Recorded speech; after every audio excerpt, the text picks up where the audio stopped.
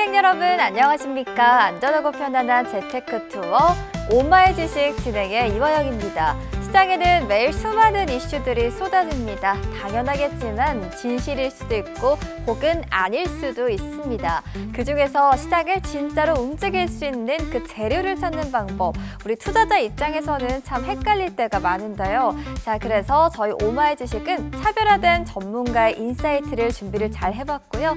시장의 진짜 핵심 신호를 구별할 수 있는 그 해안을 얻으실 수 있도록 각종 이슈를 명쾌하게 풀어드리겠습니다. 주식시장의 큰 그림부터 흐름을 가르는 주요한 키워드, 또 여기에 재미있는 교육시간까지 기다리고 있으니까요. 생방송으로 진행되는 저희 프로그램 채널 고정해주시면 좋을 것 같네요. 네, 생방송 오마이 주식 재테크에 대한 궁금증 있으시다고요? 언제든지 편하게 물어봐 주시면 되는데요. 저희와 함께 소통할 수 있는 창구 말씀드리겠습니다. 시청자님 모두 스마트폰 갖고 계시죠? 휴대전화 카메라를 켜시고 하단 자막에 보이는 QR코드 스캔하시면 눈여겨보면 좋을 기업과 각종 주식과 관련한 특급 자료 바로 만나보실 수 있겠습니다. 앞으로 성공적으로 대응하실 수 있는 다양한 자료 저희가 알차게 담아봤습니다. 니까요. 많은 참여 부탁드릴게요. 매일 오후 그리고 한 번 더 방영되는 밤 12시도 꼭 기억해 주시길 바라겠습니다. 그럼 오마이 주식 지금 바로 만나보시죠. 시청자님과 함께할 안전하고 행복한 여행을 위한 오늘의 증시 기상도 지금부터 안내해드리겠습니다.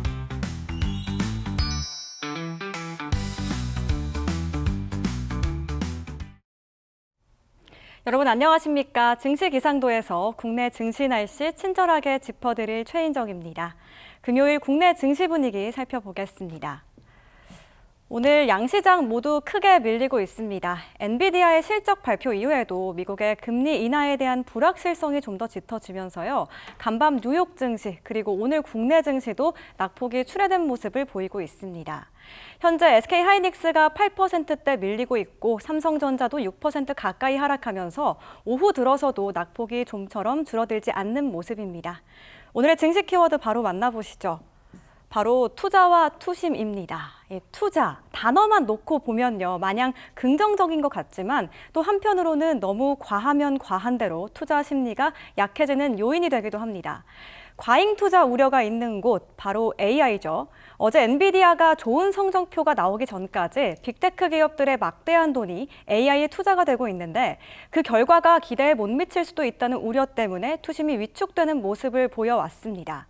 하지만 한편에서는 AI가 진짜 거품이라면 대표적인 가치 투자자 워렌 버핏 같은 사람이 구글의 모 회사 이 알파벳에 투자했겠냐며 대규모 투자에 대한 기대감으로 투심이 살아나기도 했죠. 이렇게 같은 투자를 두고도 투심이 갈리기도 하고요. 이 엔비디아의 실적을 두고도 연이어 해석이 달라지면서 어제는 오르는 이유가 되기도 하고 오늘은 또 급락하는 이유가 되기도 합니다.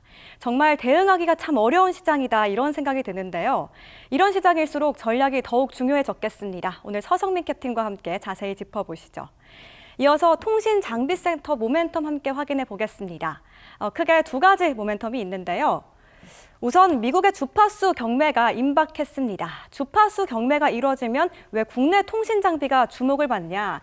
이 주파수 경매 이후에는 기지국을 만들기 위해서 장비 발주가 필연적으로 따라오는데요.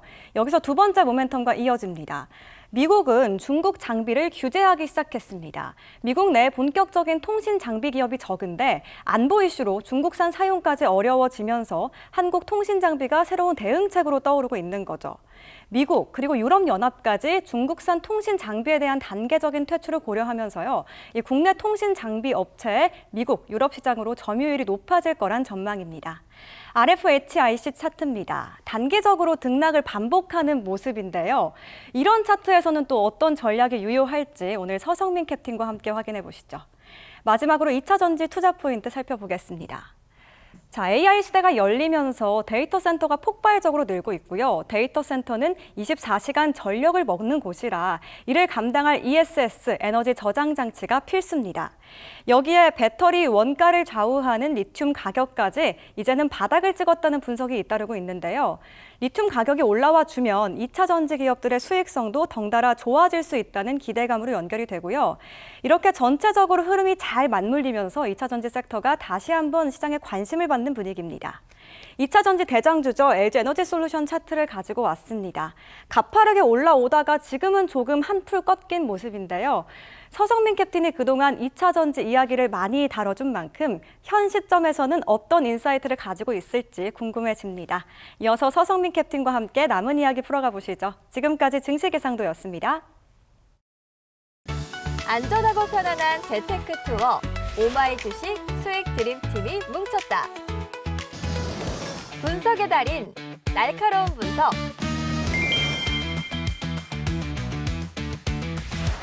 든든한 나침반. 친절한 동행.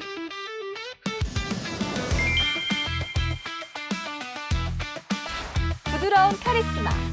투자의 빅픽처.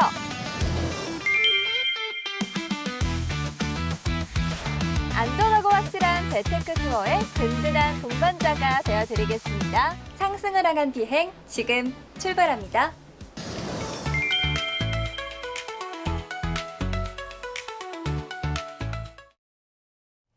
네, 최인정 캐스터와 함께 증시 날씨 만나고 왔습니다. 자, 여러분 급락장 어떻게 대응하고 계실까요? 지켜보고 계신 분들도 있을 것 같고요. 그리고 저가 매수로 들어오신 분들, 또 매도하신 분들도 계실 텐데요. 어떤 선택이 가장 현명한지는요, 결과론적인 시장이다 보니 시간이 지나봐야 알 것 같지만 저희가 여러분들 투자 전략에 신중한 도움이 될 수 있도록 오늘도 그에 맞는 이야기 알차게 준비했으니까요. 귀를 기울여 보시면 좋을 것 같네요. 자, 오늘 여러분들 힘내시라고 저희가 도움이 되고자 선물도 준비했습니다. 서성민 캡틴이 시장에서 매수의 기회로도 활용할 수 있는 기업을 준비했는데요. 바로 앞으로 주식시장에서 함께 동행할 만한 기념품 같은 종목입니다. 오늘 방송 탑승하신 분들만 챙겨가실 수 있는 선물 같은 종목이고요. 어떻게 제공받을 수 있을지 상세히 알려드릴게요. 화면 아래쪽 보시면 QR코드 나가고 있습니다. 시청자님 모두 스마트폰 가지고 계시죠? 휴대전화 카메라를 켜주시고 아래쪽에 보이는 QR코드 스캔하시면 공략해볼 만한 기념품 종목이 제공이 됩니다. 주식 투자자분들께 도움이 되고자 저희가 준비해봤고요. 이렇게 시장 공부와 더불어서 종목 기념품으로 이 파란불 가득한 시장도 현명하게 대응해보시면 좋을 것 같습니다. 자, 이어서 오늘 함께 할 캡틴 소개해 드릴게요. 자, 오늘은 정말 시원하고 든든한 이야기 들어보도록 하겠습니다. 저희 오마이 주식 서성민 캡틴 함께 합니다. 안녕하세요. 안녕하십니까. 오마이 주식의 서성민 캡틴입니다. 오늘도 시장이 큰 조정을 받고 있습니다. 사실 걱정을 많이 하시는 분들이 계실 텐데요. 어제 엔비디아의 깜짝 실적 발표 이후에 나타난 현상이라 더욱더 혼란하실 거라고 생각을 합니다. 이러한 시장일수록 전략적인 부분이 상당히 중요하고요. 그 부분에 대한 명쾌한 회답을 드릴 테니까 끝까지 잘 시청을 해주셨으면 감사하겠습니다. 시청하시기에 앞서서 스마트폰과 필기도구 가지고 보시면 중요 내용 놓치지 않으실 수 있으니까요. 그 부분 참고하시면 좋겠습니다. 힘든 날이지만 힘차게 출발해 보도록 하겠습니다.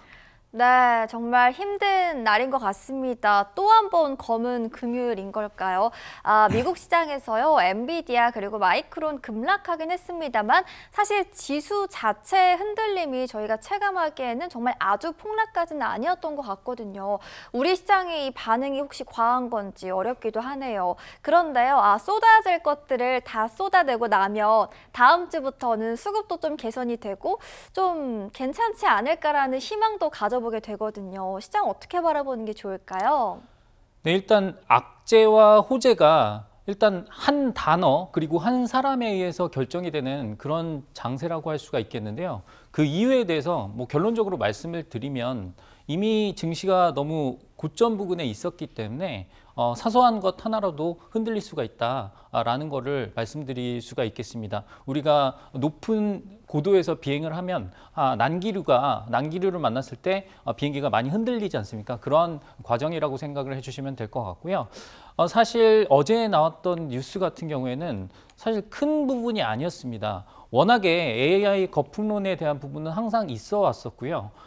특히나 엔비디아가 실적 발표를 하면서 그 부분에 대한 의혹을 말끔히 해소해주는 모습을 보였었기에 우리 투자자 여러분들의 패닉이 조금 더 심할 거라고 생각을 하는 부분이 있습니다. 어제 같은 경우에는 리사쿡 연준 이사가 좀 시장에 대해서 자산 시장이 과대평가됐다라는 발언을 하면서 일단 대공황의 시대까지 끌고 와서 얘기를 했는데요. 그 부분이 투심에 안 좋은 영향을 미쳤다라고 보시면 될 것 같은데 그게 중요하게 먹혔던 이유는 딱 하나입니다. 그분이 연준 이사기 때문이죠. 그래서 금리를 결정을 함에 있어서 지금 뭔가 참고할 만한 지표들이 상당히 중요한 상황인데요. 고용지표가 어제 발표되긴 했습니다. 근데 그 발표됐던 고용지표가 10월 달 고용지표가 아니라 9월 달의 고용지표였죠. 그리고 약간 혼재된 모습이었어요. 구직자 수는 조금 많아진 모습이었고 그 와중에 실업률이 낮아지는 모습이었기 때문에 그걸 딱 가지고 고용시장이 안 좋다라고 딱 얘기하기가 좀 애매한 환경이었습니다. 게다가 이제 11월, 10월 고용지표가 이제 다음 달에 발표가 되다 보니까 그 간에 갭이 생기거든요.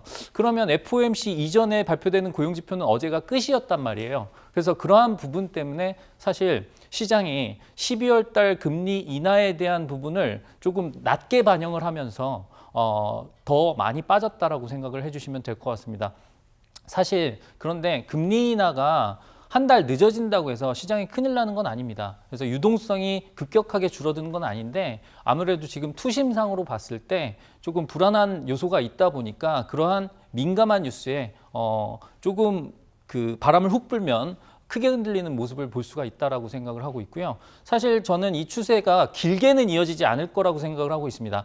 다만 단기적으로 중요한 이평선들을 좀 깬 부분이 있습니다. 제가 지난번에도 말씀을 드렸지만 코스피와 코스닥이 21선을 이탈한 이후에는 조금 단기적인 빠른 회복은 조금 힘들 수 있다라고 말씀드린 부분 기억하실 겁니다.